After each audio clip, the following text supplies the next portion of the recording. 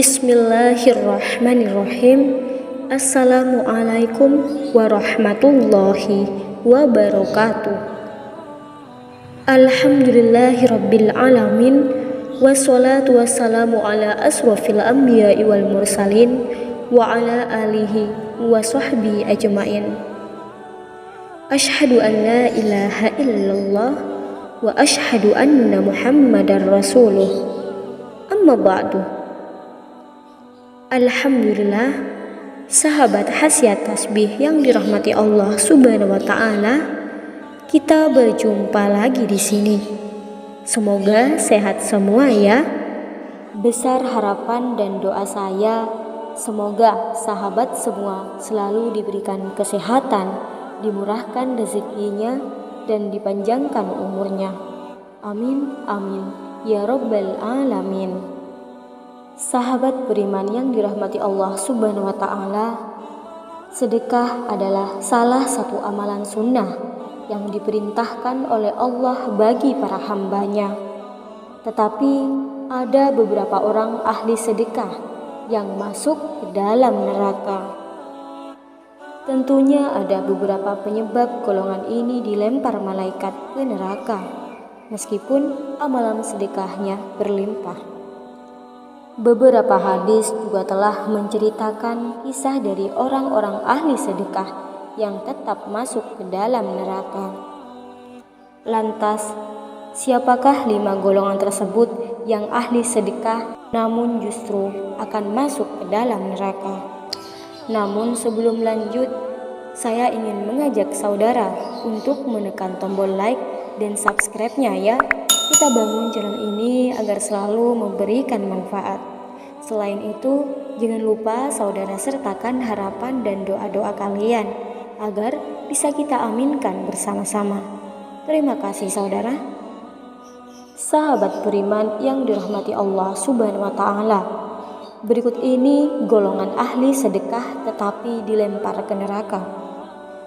Adapun golongan yang pertama, yaitu orang yang ahli sedekah tetapi untuk mencari pujian orang lain.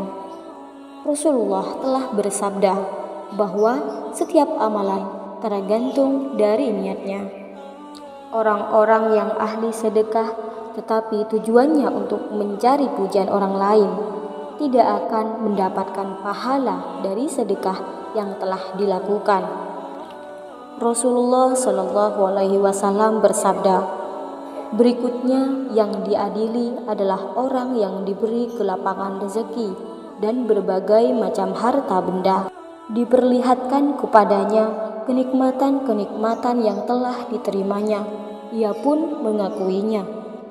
Allah Subhanahu wa taala bertanya, "Apa yang telah engkau lakukan dengan nikmat-nikmat itu?" Dia menjawab, "Aku tidak pernah meninggalkan sedekah dan infak pada jalan yang engkau cintai. Aku melakukannya semata-mata karena engkau." Allah Subhanahu wa taala berkata pula, "Engkau dusta. Engkau berbuat yang demikian itu supaya dikatakan seorang dermawan, murah hati, dan memang yang begitulah yang dikatakan tentang dirimu." Kemudian diperintahkan malaikat agar menyeretnya dan melemparkannya ke dalam neraka. Hadis riwayat Muslim. Diriwayatkan juga dari Abu Hurairah, ia berkata, seseorang bertanya kepada Rasulullah, "Wahai Rasulullah, sedekah apakah yang paling afdol?" Beliau menjawab, "Engkau bersedekah ketika masih dalam keadaan sehat lagi kaya, sangat ingin menjadi kaya dan khawatir miskin.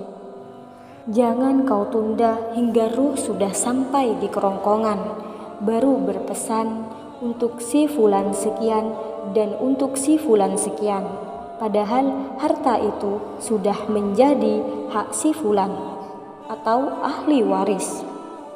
Sahabat beriman yang dirahmati Allah Subhanahu wa taala, berdasarkan hadis di atas, kita sangat dianjurkan untuk bersedekah di saat masih sehat dan diperintahkan untuk tidak menundanya. Adapun golongan yang ketiga, tidak sedekah kepada orang terdekat terlebih dahulu. Allah Subhanahu wa Ta'ala telah berfirman untuk menafkahkan harta kepada ibu bapak, kaum kerabat, anak-anak yatim, orang-orang miskin, dan orang-orang yang sedang dalam perjalanan. Berdasarkan firman tersebut, kita tidak perlu jauh-jauh dan bingung untuk mencari orang yang berhak menerima sedekah. Karena sedekah yang lebih utama adalah sedekah untuk kedua orang tua terlebih dahulu. Golongan yang keempat, perhitungan dalam sedekah.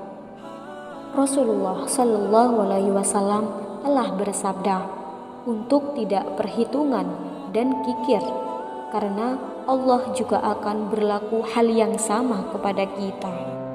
Hendaknya kita bersedekah sesuai kemampuan diri dan tidak boleh dipaksakan. Hal inilah yang menyebabkan hati resah dan perhitungan.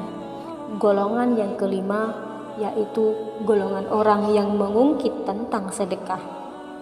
Mengungkit-ungkit sedekah adalah salah satu sikap yang dibenci Allah. Hal ini dapat menghilangkan pahala sedekah dan menyakiti perasaan si penerima sedekah. Akibatnya, tali silaturahmi bisa putus dan juga dapat menyebabkan rezeki menjadi tidak lancar. Baik sahabat beriman yang dirahmati Allah Subhanahu wa Ta'ala, itulah 5 golongan ahli sedekah yang masuk neraka. Demikian kajian Islam yang dapat saya sampaikan pada kesempatan ini. Semoga dapat bermanfaat bagi kita semua dan dapat kita aplikasikan dalam kehidupan sehari-hari. Lebih dan kurangnya mohon dimaafkan.